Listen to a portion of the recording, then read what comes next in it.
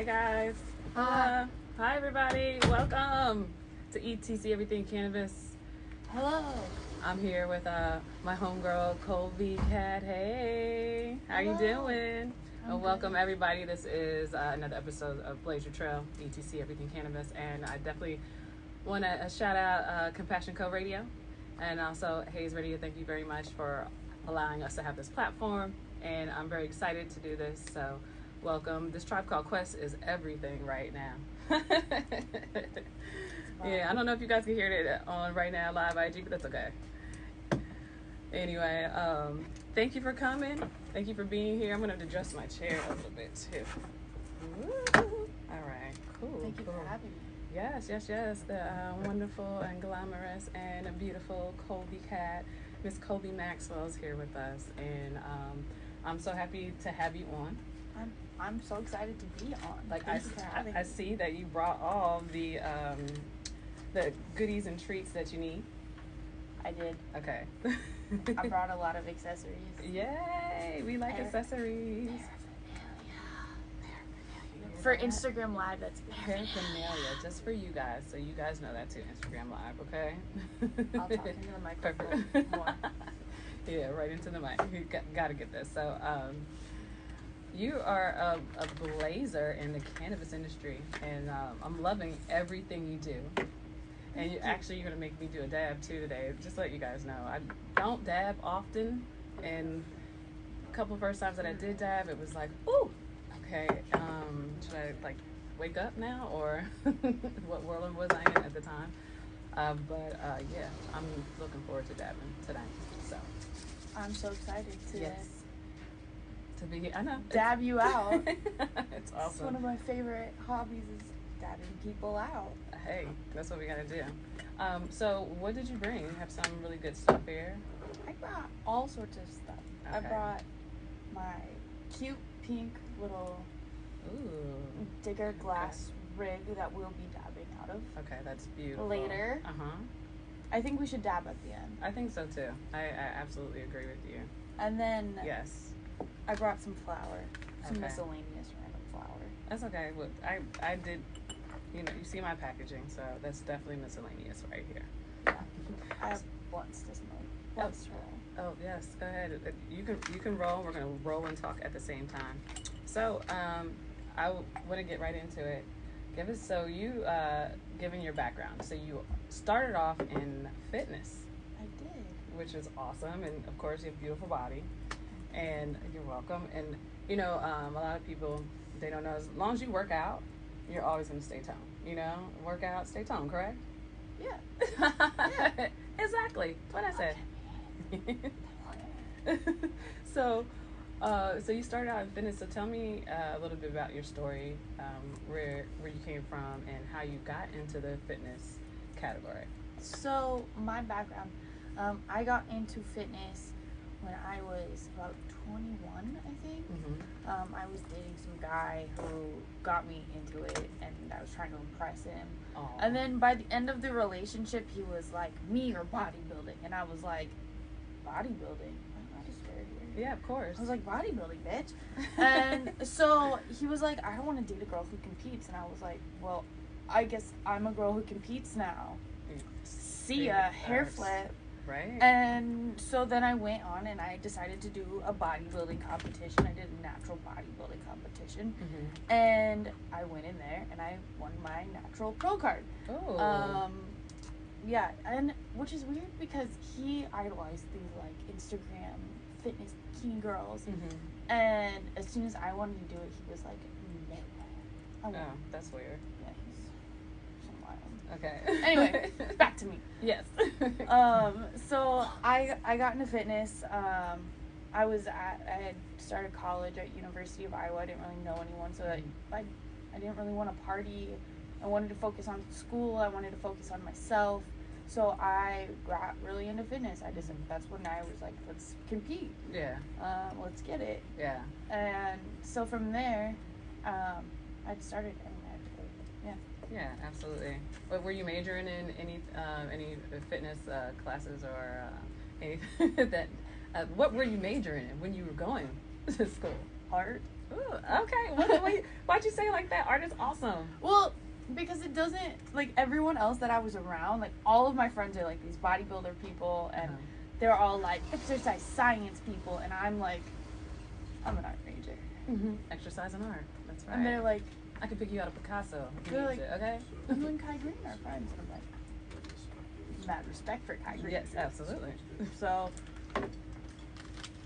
yeah, I did not take any, exercise classes. It's okay. It's okay. I didn't quite get my personal training certification, but I did do personal training throughout college and after college. Absolutely. I mean, I would say, you don't necessarily have to have your personal training card to, do any fitness of anything if you know what you're doing. You can always train. A lot of people, yeah, exactly. A lot of coaches, most of them don't know what they're doing, but then they still get jobs. But anyway, that's it. So with the fitness and the work, how did you transition your fitness and into your cannabis and your business, basically? Like you're an entrepreneur, so in terms of like how did that come about? So the whole time I was bodybuilding and in college, I was smoking very heavily. Okay.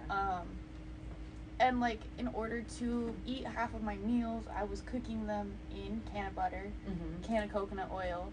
I was infusing all sorts of things just so I would eat it, but also so that I would be couch locked for the rest of the night. Yeah. And I couldn't eat anything else. I'd be like, I am the couch. Yeah. And that way I wasn't going to eat anything else. So I stuck to my diet. Okay. Weird little hack I found for myself. A little hack? Yeah, it was really weird. Most people get really bad munchies. I was like, I can't move. Oh, wow. I'm here. Yeah. I am parked for the night. Yeah. So that was one of the experiences, huh? Yes. Oh, yeah, I've been parked before too. After having some edibles or something infused, I was like, oh, these brownies are delicious. Okay, I'm gonna just relax. And it was, but I had made some brownies one Thanksgiving, and one of my nieces got into them. Oh no! Oh my God, yeah, but she was like 17, so okay. I think she kind of knew what she was doing. She sure did go to sleep though. Oh yeah, dang. See, okay. Yeah, so it didn't help. So it didn't hurt anybody. So that was fine. 17, she's probably angsty a little bit. Yeah, she's just trying to eat some brownies. Yeah, like any normal 17 will do. Yeah, she's just trying to have a good time with everyone else. Yeah, exactly. So with the working out, and so you just got into how are you branching the cannabis and? So I started branching it the whole time. Yeah, so the whole time I was working out and bodybuilding and training the way that I was smoking and consuming and selling on the side. Yeah. I lived in a state where cannabis is not legal. And then I was working at Lululemon, and everything's very mindful there, and yoga, and let's breathe and meditate. Yeah. And that, to me, that ties into cannabis. Yeah, like, of course. When I want to be really mindful, I consume. Yeah. And so it kind of went together, and from there, I got offered a job in CBD banking. Wow. I was just looking for a different life. I got tired of my personal training jobs. I wasn't really making a lot of money. Yeah. People in Iowa were not super motivated to like get in shape. Yeah. It was not the place to do personal training the way that I wanted to do it. I wanted to do bodybuilding kind of focused stuff, and the people that I was getting are like middle-aged weight loss clients, which that's great, but that's not my target audience. I guess. Exactly. That's what you're going for. Yeah, and it wasn't something I know anything about, because weight loss is not something I've ever struggled with. Exactly. So I wasn't like, I can't really help you because I don't experience that, and I want to help people that have, I don't know, I don't want to be like a dick and be like, I'm going to help people that share my experiences, but like, I feel like I can help. You can relate to them. Yeah, they can relate people to who you I more, can relate more to. You could feel like you could do more for. Yes. Yes. I'm there. Yes. I'm there. I'm with you right now. Yes. Thank you. Okay, so this is a cute like little roller that you have. I cheat. You see? I love cheat. that. That's awesome. I cheat. Okay. I cheat. And so this is how you roll your perfect backwoods, correct? Correct. Oh, I forgot. What happened? I put these glass tips in here. Okay. So glass tips and rolling. Yeah, I like to roll with glass tips. Oopsies. Oh wow. Oopsie boopsies. You actually have them inside of the grinder. Yeah, I put them in the grinder. That was Okay. Okay. Everything adds up. So, now. so you put them in the grinder. Does that do anything for, or just something you do? It was just storage. Okay. I didn't want to lose them. I didn't want to get them dirty. That works too. Okay. I didn't want to just drop them in my backpack where it's all germy and No. who knows what. Like there's coins there that have been like floating around for who knows how long. Like dirt and cookie crumbs and Yeah. other all that questionable stuff, items. right. Weed crumbs. Well, it all can get smoked too. Happens sometimes. So with your with your journey in the cannabis industry, who was your first company that actually approached you and you were doing some work for? Like modeling work or? Yes. Like how did you?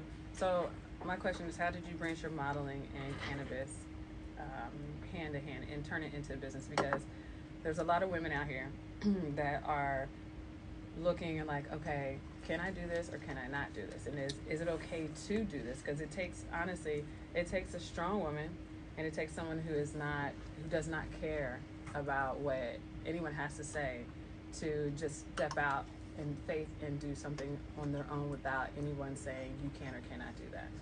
So the first brand. Mm-hmm.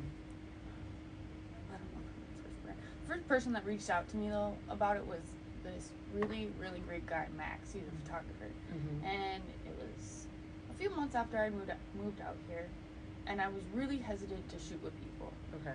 I didn't offer him a rate. I just kind of was like, yeah, I'll shoot with you. Mm-hmm.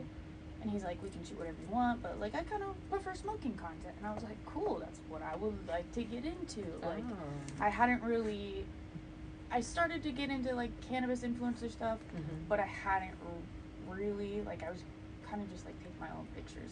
Okay. But he was the first person to be like, let's do something. And I was like, okay.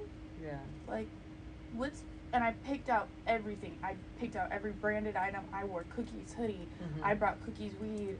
I brought, So you're the one that I brought started brands I wanted to work with. Exactly. So you started your own business, basically branding branding the brand cannabis brands in Mm-hmm. yourself. That's how you got started. Yeah. So I Okay. worked with a professional photographer. I mean, we traded, and I got really blessed to work with him because he's a really great photographer. He's a really great person, great friend still. Mm-hmm. I mean, I went out to 3 hours in the middle of the desert to the dunes to shoot with him, and we got really awesome photos. Yeah, was it the one where you were in the red dress? Yeah. Oh my God, that was beautiful. Yeah, Beautiful. those are awesome. Yeah, Max yeah. shoots really great Yeah, stuff. he His does. cannabis photography is really awesome too. Yeah.